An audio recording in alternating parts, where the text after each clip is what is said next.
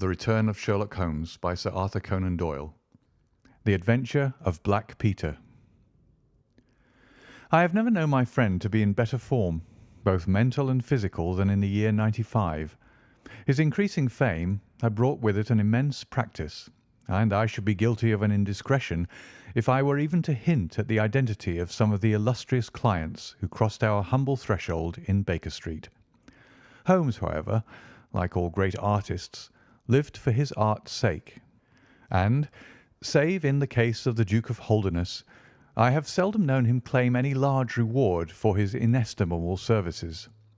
So unworldly was he, or so capricious, that he frequently refused his help to the powerful and wealthy where the problem made no appeal to his sympathies, while he would devote weeks of most intense application to the affairs of some humble client whose case presented those strange and dramatic qualities which appealed to his imagination and challenged his ingenuity.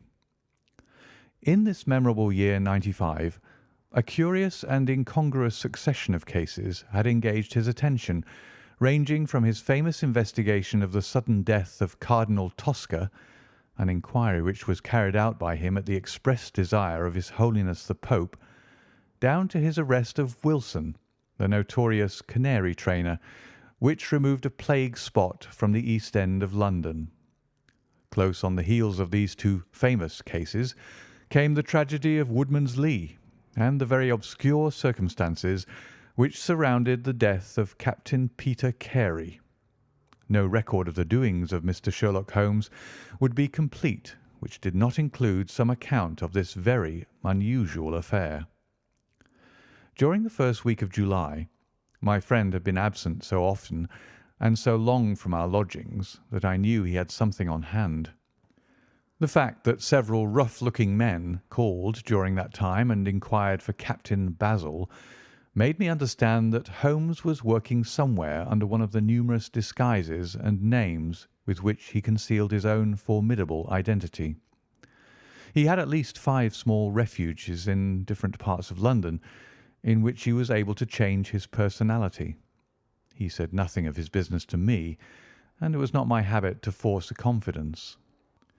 The first positive sign which he gave me of the direction which his investigation was taking was an extraordinary one. He had gone out before breakfast, and I had sat down to mine when he strode into the room, his hat upon his head, and a huge barbed-headed spear tucked like an umbrella under his arm. "Good gracious, Holmes!" I cried. "You don't mean to say that you've been walking about London with that thing?" "I drove to the butcher's and back." "The butcher's?" "And I return with an excellent appetite. There can be no question, my dear Watson, of the value of exercise before breakfast. But I am prepared to bet that you will not guess the form that my exercise has taken." "I will not attempt it." He chuckled as he poured out the coffee. "If you could have looked into Allardyce's back shop, you would have seen a dead pig swung from a hook in the ceiling, and a gentleman in his shirt sleeves furiously stabbing at it with this weapon. I was that energetic person, and I have satisfied myself that by no exertion of my strength can I transfix the pig with a single blow. Perhaps you would care to try." "Not for worlds. But why were you doing this?" "Because it seemed to me to have an indirect bearing upon the mystery of Woodman's Lee. Ah, Hopkins, I got your wire last night, and I have been expecting you. Come and join us." Our visitor was an exceedingly alert man, 30 years of age, dressed in a quiet tweed suit, but retaining the erect bearing of one who was accustomed to official uniform. I recognized him at once as Stanley Hopkins, a young police inspector for whose future Holmes had high hopes, while he in turn professed the admiration and respect of a pupil for the scientific methods of the famous amateur. Hopkins's brow was clouded, and he sat down with an air of deep dejection. "No, thank you, sir. I breakfasted before I came round. I spent the night in town, for I came up yesterday to report." And what have you to report?" "Failure, sir. Absolute failure." "You have made no progress?" "None."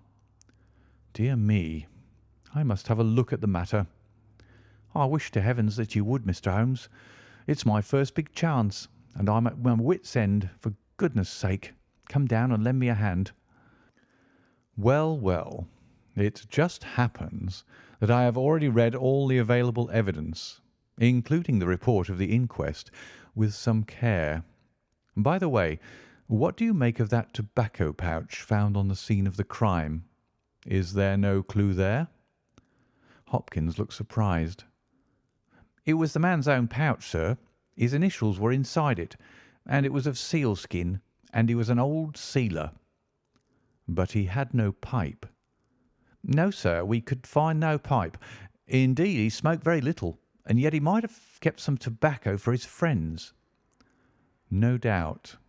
I only mention it because if I had been handling the case I should have been inclined to make that the starting point of my investigation.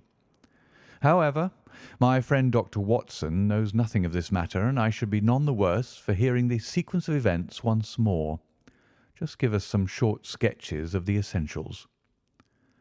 Stanley Hopkins drew a slip of paper from his pocket. "I have a few dates here which will give you the career of the dead man. Captain Peter Carey. He was born in '45, 50 years of age. He was a most daring and successful seal and whale fisher. In 1883 he commanded the steam sealer Sea Unicorn of Dundee. He had then had several successful voyages in succession, and in the following year, 1884, he retired. After that he travelled for some years, and finally he bought a small place called Woodman's Lee near Forest Row in Sussex. There he has lived for 6 years, and there he died just a week ago today. There were some most singular points about the man. In ordinary life he was a strict Puritan, a silent, gloomy fellow. His household consisted of his wife, his daughter, aged 20, and 2 female servants.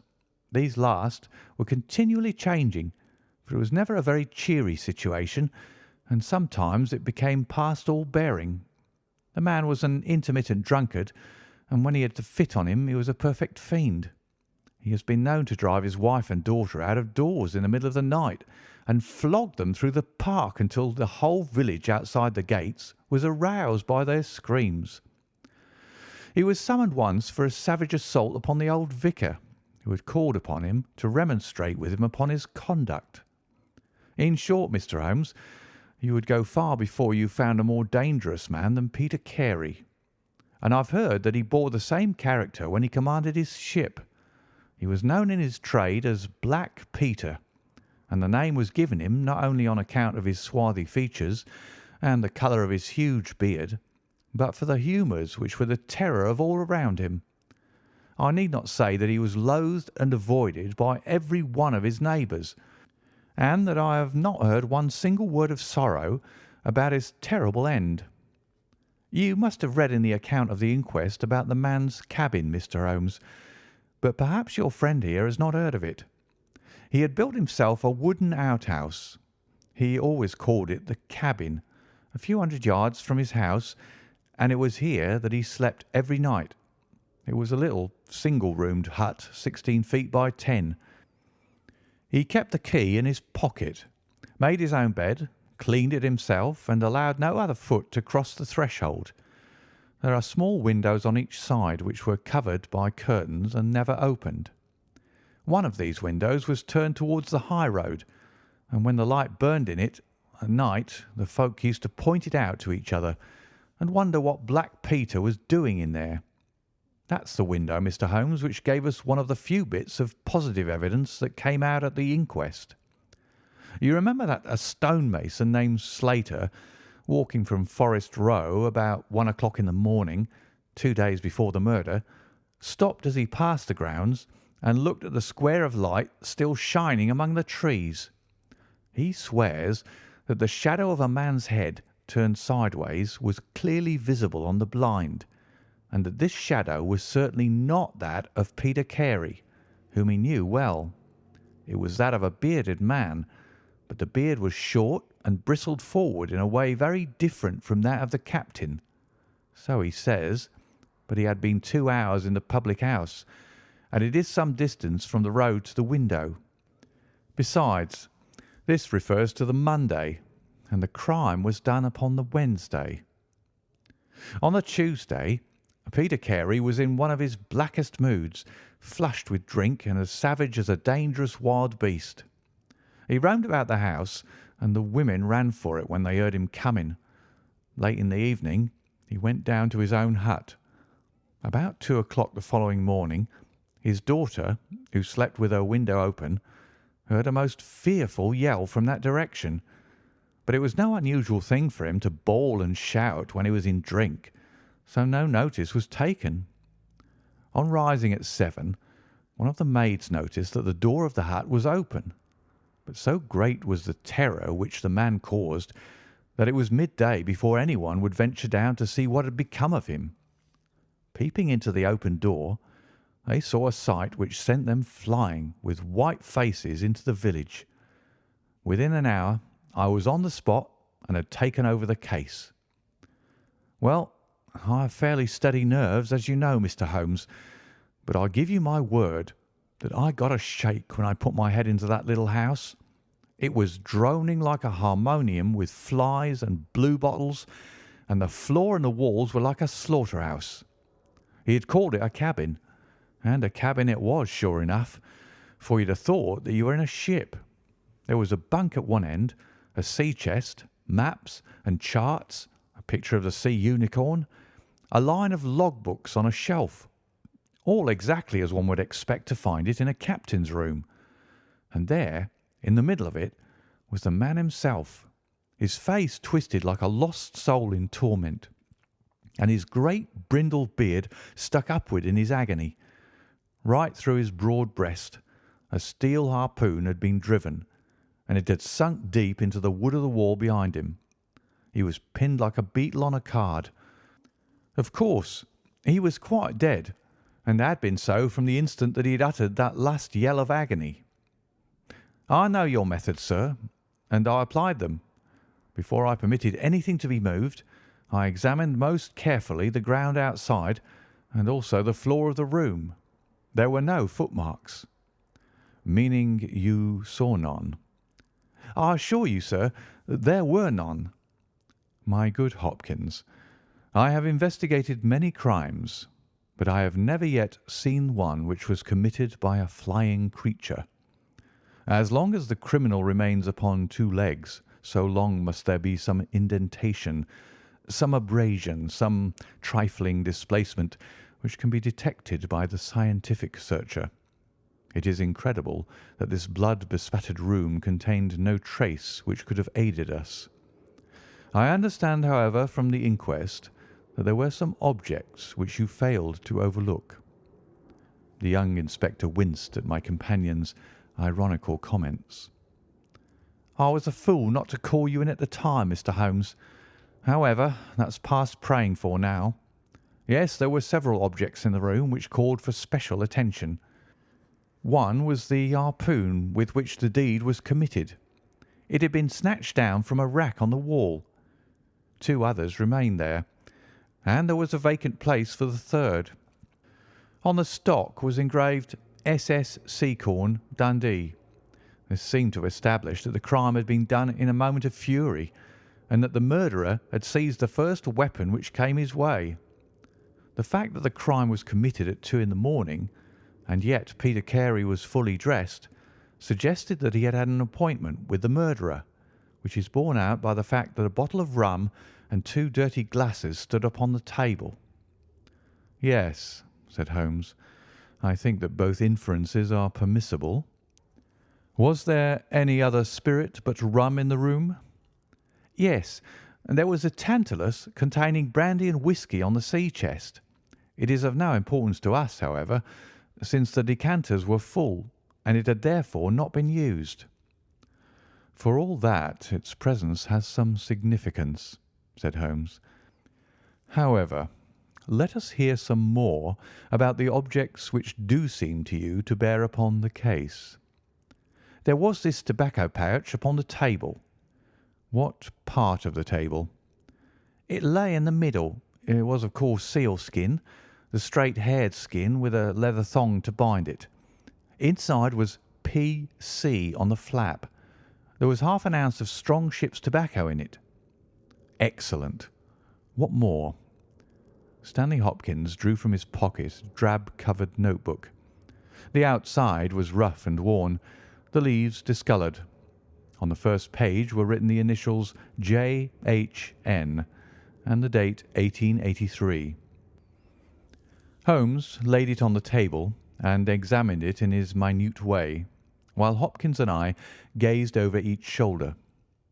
On the second page were the printed letters C.P.R., and then came several sheets of numbers. Another heading was Argentine, another Costa Rica, and another San Paulo, each with pages of signs and figures after it. "What do you make of these?" asked Holmes. "They appear to be lists of stock exchange securities. I thought that J.H.N. were the initials of a broker, and that C.P.R. may have been his client." "Try Canadian Pacific Railway," said Holmes.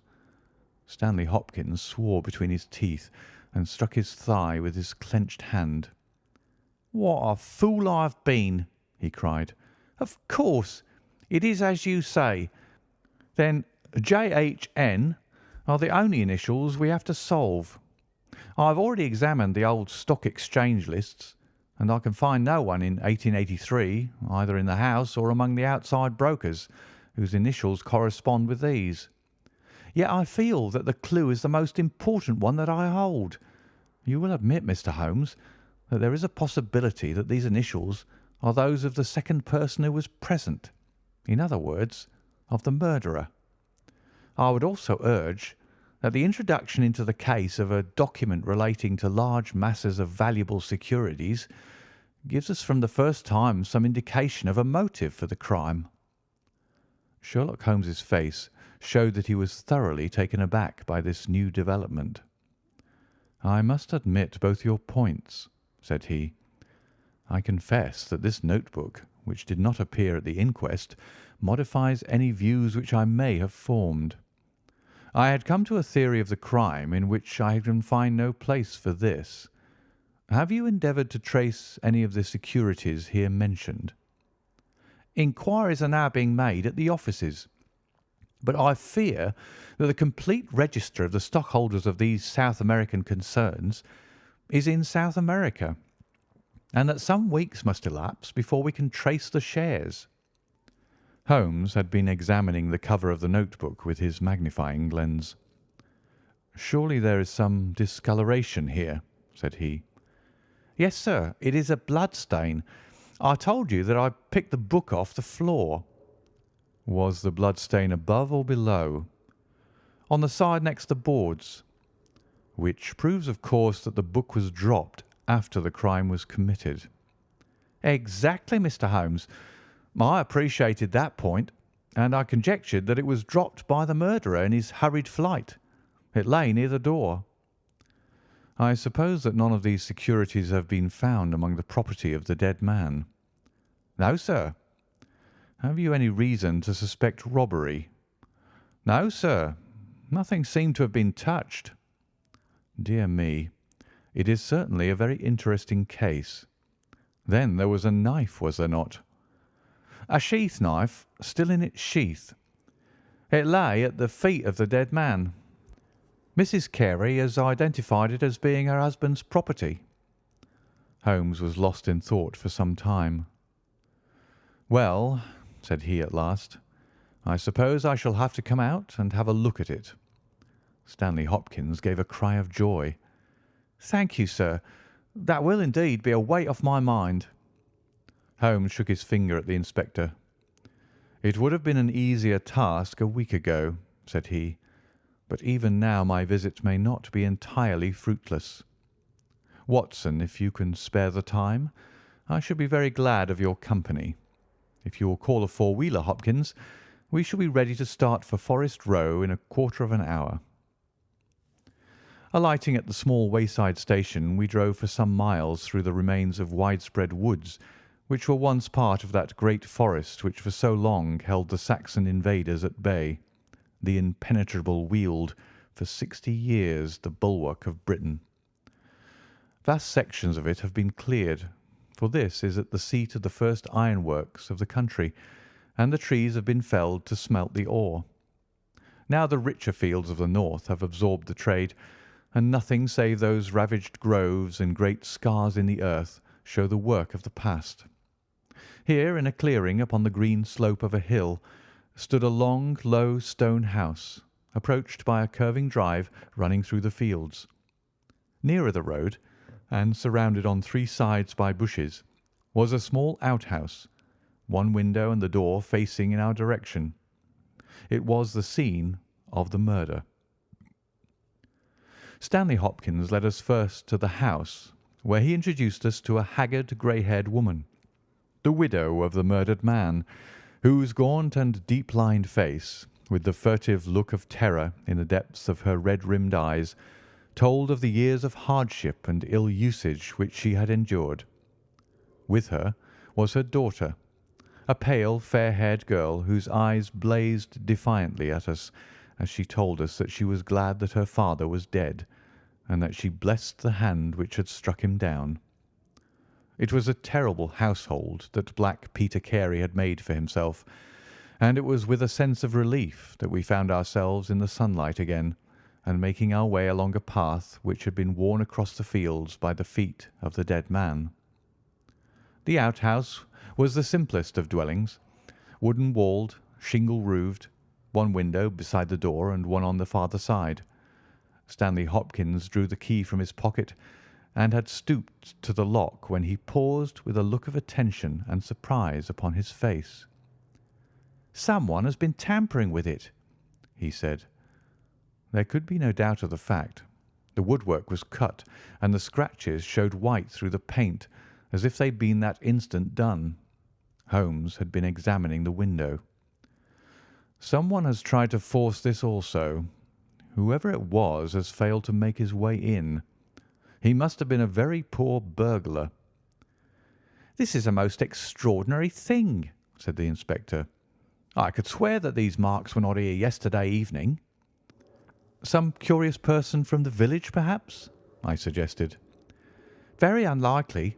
Few of them would dare to set foot in the grounds, far less try to force their way into the cabin. What do you think of it, Mr. Holmes?" "I think that fortune is very kind to us." "You mean that the person will come again?" "It is very probable. He came expecting to find the door open. He tried to get in with the blade of a very small penknife. He could not manage it. What would he do?" "Come again next night with a more useful tool." "So I should say. It will be our fault if we are not there to receive him. Meanwhile, let me see the inside of the cabin." The traces of the tragedy had been removed, but the furniture within the little room still stood as it had been on the night of the crime. For 2 hours, with most intense concentration, Holmes examined every object in turn, but his face showed that his quest was not a successful one. Only once he paused in his patient investigation. "Have you taken anything off this shelf, Hopkins?" "No, I've moved nothing." "Something has been taken. There is less dust in this corner of the shelf than elsewhere. It may have been a book lying on its side. It may have been a box. Well, well, I can do nothing more. Let us walk in these beautiful woods, Watson, and give a few hours to the birds and the flowers. We shall meet you here later, Hopkins, and see if we can come closer quarters with the gentleman who has paid this visit in the night." It was past 11 o'clock when we formed our little ambuscade. Hopkins was for leaving the door of the hut open, but Holmes was of the opinion that this would rouse the suspicions of the stranger. The lock was a perfectly simple one, and only a strong blade was needed to push it back. Holmes also suggested that we should wait not inside the hut but outside it, among the bushes which grew round the farther window. In this way we should be able to watch our man if he struck a light, and see what his object was in this stealthy nocturnal visit. It was a long and melancholy vigil, and yet brought with it something of the thrill which the hunter feels when he lies beside the water pool and waits for the coming of the thirsty beast of prey. What savage creature was it which might steal upon us out of the darkness? Was it a fierce tiger of crime, which could only be taken fighting hard with flashing fang and claw, or would it prove to be some skulking jackal, dangerous only to the weak and unguarded? In absolute silence we crouched amongst the bushes, waiting for whatever might come. At first the steps of a few belated villagers, or the sound of voices from the village, lightened our vigil, but one by one these interruptions died away, and an absolute stillness fell upon us, save for the chimes of the distant church, which told us of the progress of the night, and for the rustle and the whisper of a fine rain falling amid the foliage which roofed us in. 2:30 had chimed, and it was the darkest hour which precedes the dawn when we all started, as a low but sharp click came from the direction of the gate. Someone had entered the drive. Again there was a long silence, and I had begun to fear that it was a false alarm, when a stealthy step was heard upon the other side of the hut, and a moment later a metallic scraping and clinking. The man was trying to force the lock. This time his skill was greater, or his tool was better, for there was a sudden snap and the creak of the hinges. Then a match was struck, and next instant the steady light from a candle filled the interior of the hut. Through the gauze curtain our eyes were all riveted upon the scene within. The nocturnal visitor was a young man, frail and thin, with a black moustache which intensified the deadly pallor of his face. He could not have been much above 20 years of age.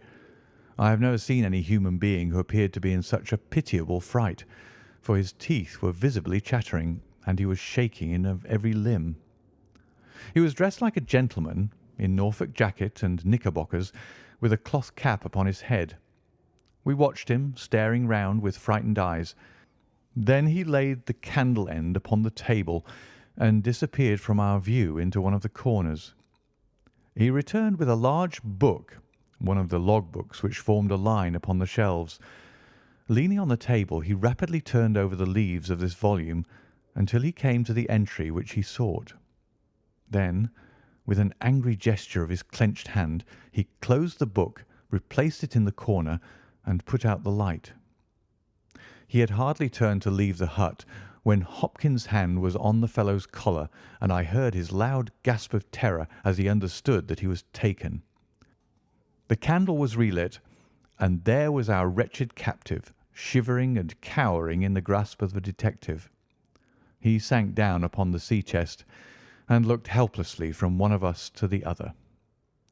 "Now, my fine fellow," said Stanley Hopkins, "who are you, and what do you want here?" The man pulled himself together and faced us with an effort at self-composure. "You are detectives, I suppose," said he. "You imagine I am connected with the death of Captain Peter Carey. I assure you that I am innocent." "We'll see about that," said Hopkins. "First of all, what is your name?" "It is John Hopley Nelligan." I saw Holmes and Hopkins exchange a quick glance. "What are you doing here?" "Can I speak confidentially?" "No, certainly not." "Why should I tell you?" "If you have no answer, it may go badly with you at the trial." The young man winced. "Well, I will tell you," he said. "Why should I not? And yet I hate to think of this old scandal gaining a new lease of life. Did you ever hear of Dawson and Nelligan?" I could see from Hopkins' face that he never had, but Holmes was keenly interested. "You mean the West Country bankers," said he. "They failed for £1 million, ruined half the county families of Cornwall, and Nelligan disappeared." "Exactly. Nelligan was my father."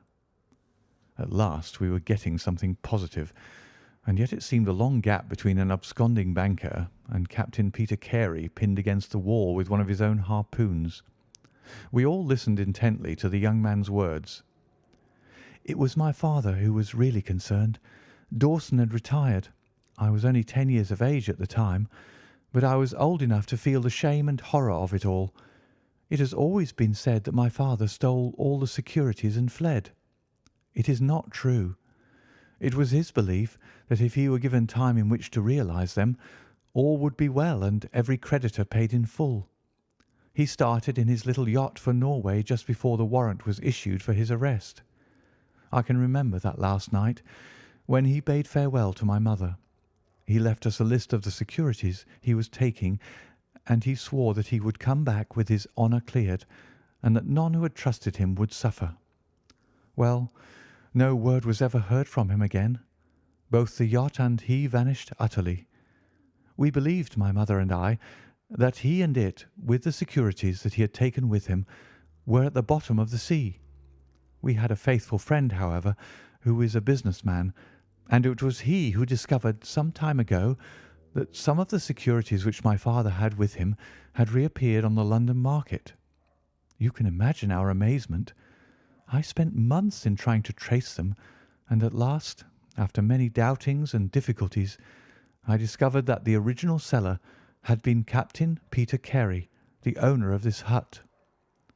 Naturally, I made some inquiries about the man. I found that he had been in command of a whaler which was due to return from the Arctic seas at the very time when my father was crossing to Norway. The autumn of that year was a stormy one, and there was a long succession of southerly gales. My father's yacht may well have been blown to the north, and there met by Captain Peter Carey's ship. If that was so, what had become of my father?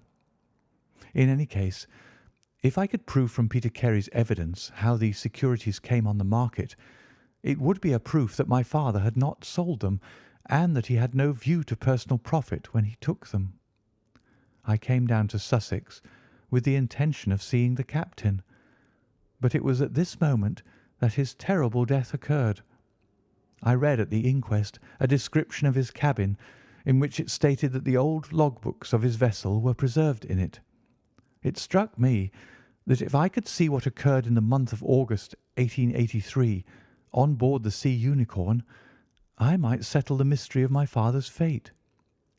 I tried last night to get at these logbooks, but was unable to open the door. Tonight I tried again and succeeded, but I find that the pages which deal with that month have been torn from the book. It was at that moment I found myself a prisoner in your hands." "Is that all?" asked Hopkins. "Yes, that is all." His eyes shifted as he said, "You have nothing else to tell us?" He hesitated. "No, there is nothing." "You have not been here before last night?" "No." "Then how do you account for that?" cried Hopkins, as he held up the damning notebook with the initials of our prisoner on the first leaf and the bloodstain on the cover. The wretched man collapsed. He sank his face in his hands and trembled all over.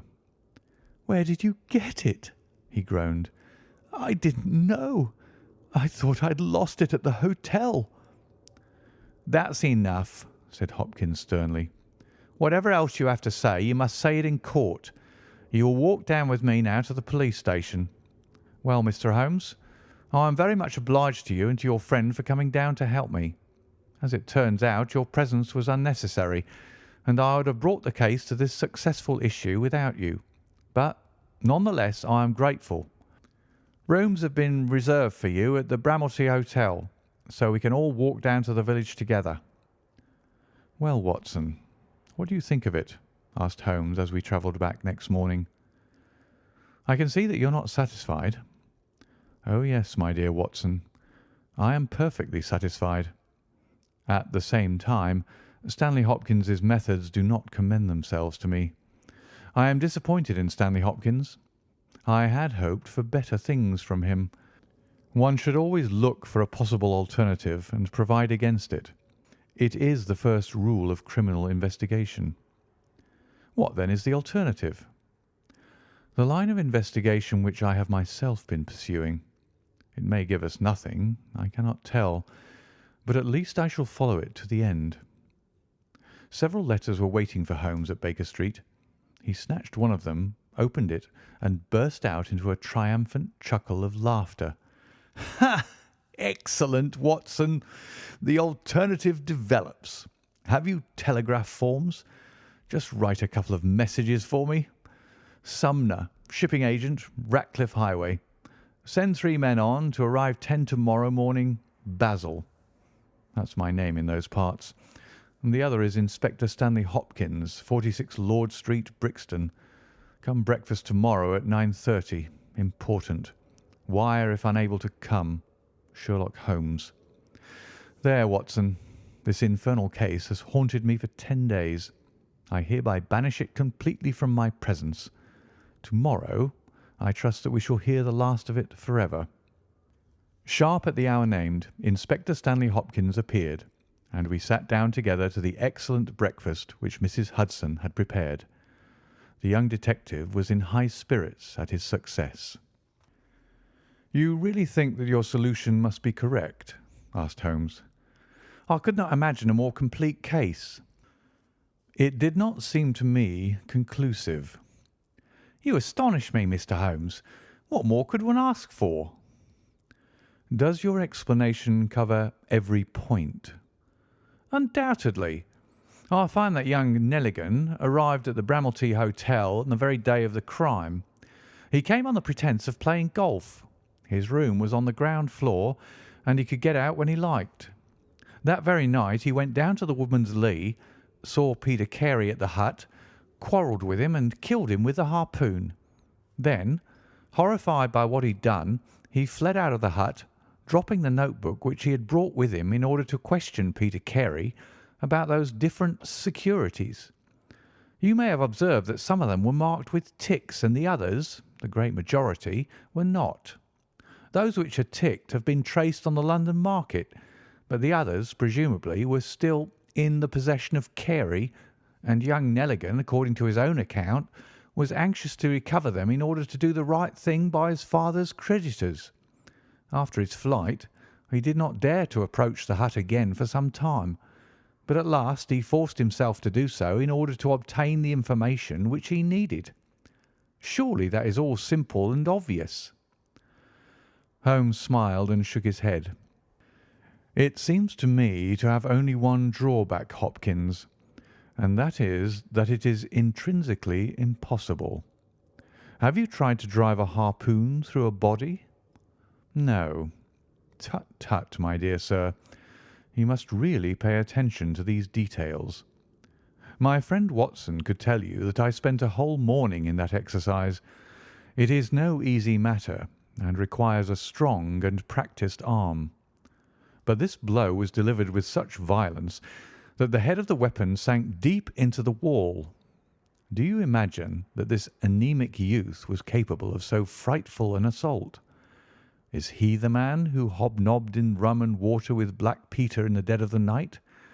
Was it his profile that was seen on the blind 2 nights before? No, no, Hopkins.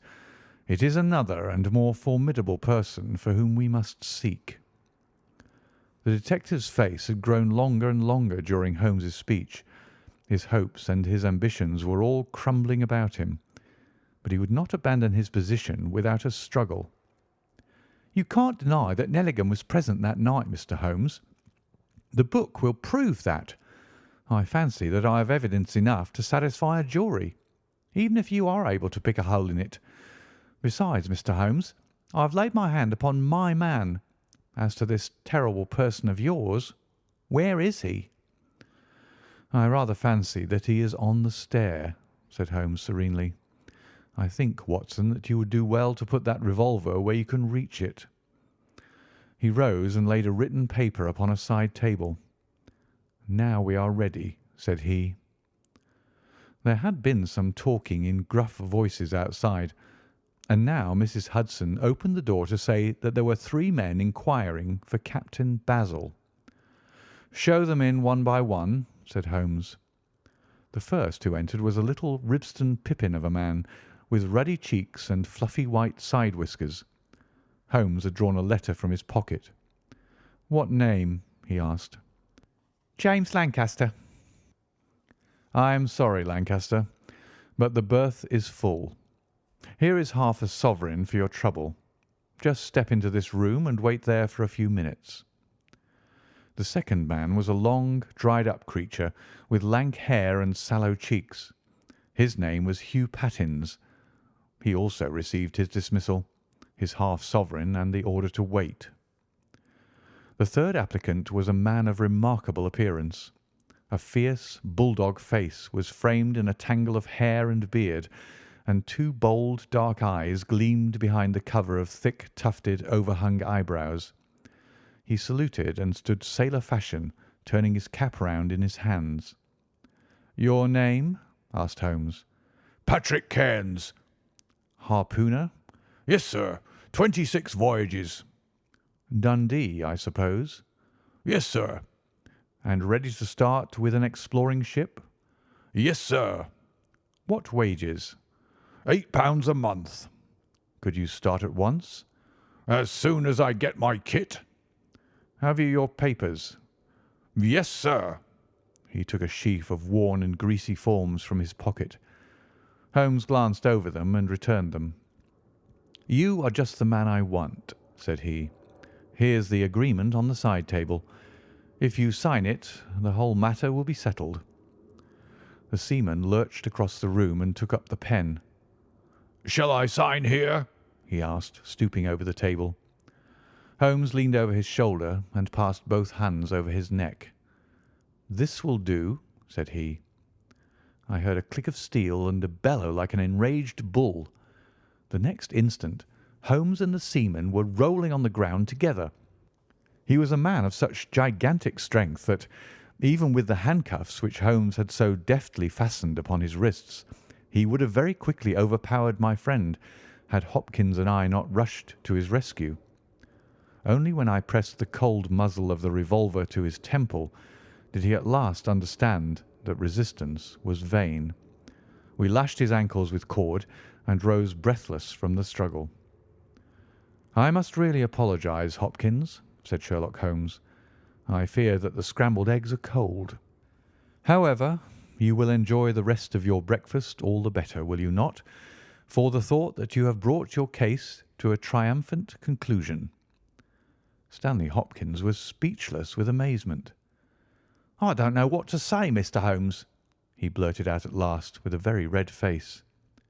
"It seems to me that I've been making a fool of myself from the beginning. I understand now what I should never have forgotten, that I am the pupil and you are the master. Even now I see what you have done, but I don't know how you did it or what it signifies." "Well, well," said Holmes, good-humouredly. "We all learn by experience, and your lesson this time is that you should never lose sight of the alternative. You were so absorbed in young Nelligan that you could not spare a thought to Patrick Cairns, the true murderer of Peter Carey." The hoarse voice of the seaman broke in on our conversation. "See here, mister," said he, "I make no complaint of being manhandled in this fashion, but I would have you call things by their right names. You say I murdered Peter Carey. I say I killed Peter Carey, and there's all the difference. Maybe you don't believe what I say. Maybe you think I'm just slinging you a yarn." "Not at all," said Holmes. "Let us hear what you have to say." "It's soon told, and by the Lord every word of it's truth. I knew Black Peter, and when he pulled out his knife I whipped a harpoon through him sharp, for I knew that it was him or me. That's how he died. You can call it murder. Anyway, I'd as soon die with a rope round my neck as with Black Peter's knife in my heart." "How came you there?" asked Holmes. "I'll tell it you from the beginning. Just sit me up a little, so as I can speak easy. It was in '83 that it happened, August of that year. Peter Carey was master of the Sea Unicorn, and I was spare harpooner. We were coming out of the ice pack on our way home with head winds and a weak southerly gale, when we picked up a little craft that had been blown north.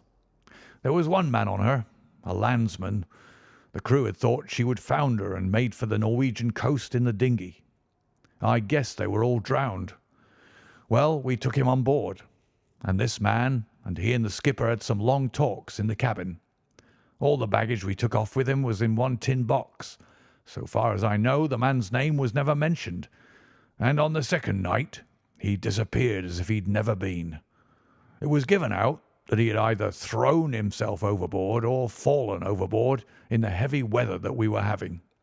Only one man knew what had happened to him, and that was me, for with my own eyes I saw the skipper tip up his heels and put him over the rail in the middle watch of a dark night, 2 days before we sighted the Shetland lights. Well, I kept my knowledge to myself and waited to see what would come of it. When we got back to Scotland it was easily hushed up, and nobody asked any questions. A stranger died by accident, and it was nobody's business to inquire.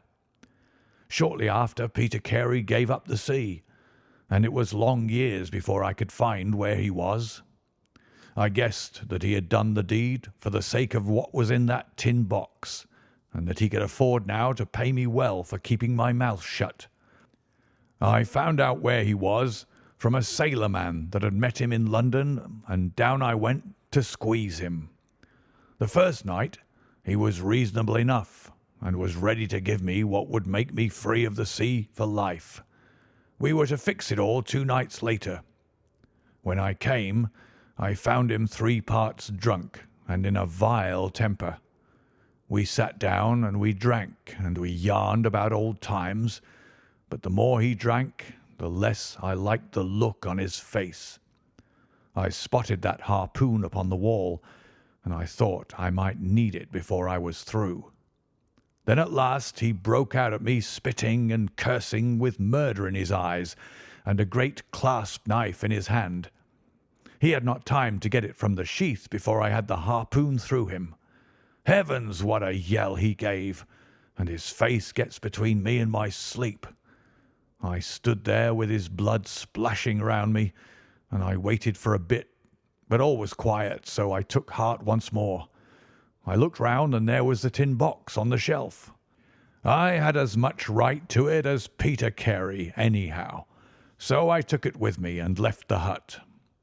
Like a fool, I left my baccy pouch upon the table. Now I'll tell you the queerest part of the whole story. I had hardly got outside the hut when I heard someone coming, and I hid among the bushes. A man came slinking along, went into the hut, gave a cry as if he'd seen a ghost, and legged it as hard as he could run until he was out of sight.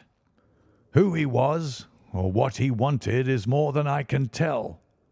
For my part, I walked 10 miles, got a train at Tunbridge Wells, and so reached London, and no one the wiser. Well, when I came to examine the box, I found there was no money in it, and nothing but papers that I would not dare to sell. I had lost my hold on Black Peter and was stranded in London without a shilling. There was only my trade left. I saw these advertisements about harpooners and high wages, so I went to the shipping agents and they sent me here. That's all I know, and I say again that if I killed Black Peter, the law should give me thanks, for I saved them the price of a hempen rope." "A very clear statement," said Holmes, rising and lighting his pipe. "I think, Hopkins, that you should lose no time in conveying your prisoner to a place of safety. This room is not well adapted for a cell, and Mr. Patrick Cairns occupies too large a proportion of our carpet." "Mr. Holmes," said Hopkins, "I do not know how to express my gratitude. Even now I don't understand how you attained this result." "Simply by having the good fortune to get the right clue from the beginning. It is very possible if I had known about this notebook it might have led away my thoughts as it did yours. But all I heard pointed in the one direction.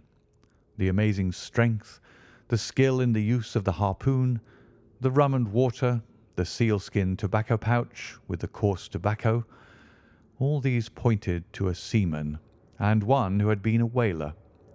I was convinced that the initials P.C. upon the pouch were a coincidence and not those of Peter Carey, since he seldom smoked, and no pipe was found in his cabin.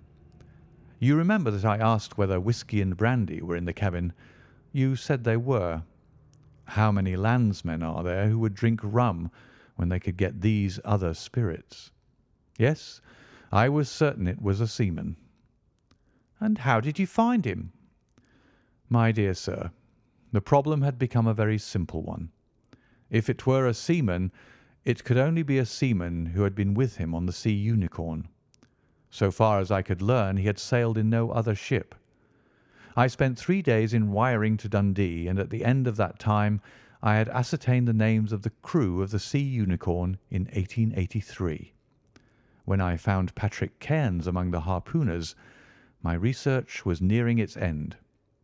I argued that the man was probably in London, and that he would desire to leave the country for a time. I therefore spent some days in the East End, devised an Arctic expedition, put forth tempting terms for harpooners who would serve under Captain Basil, and behold the result. "Wonderful!" cried Hopkins. "Wonderful!" "You must obtain the release of young Nelligan as soon as possible," said Holmes. "I confess that I think you owe him some apology. The tin box must be returned to him, but, of course, the securities which Peter Carey has sold are lost forever. There's the cab, Hopkins, and you can remove your man.